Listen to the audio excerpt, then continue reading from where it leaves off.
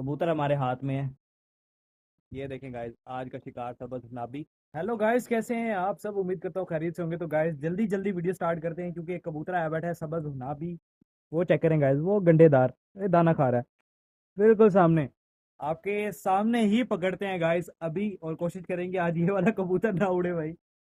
दाना मैंने बहुत सारा डाल दिया है। तो गाइस ये बैठा हुआ है, ये सारा उठाता है। तो ऐसे ये देखिएगा, ये समझदार हो रहा है भाई बहुत।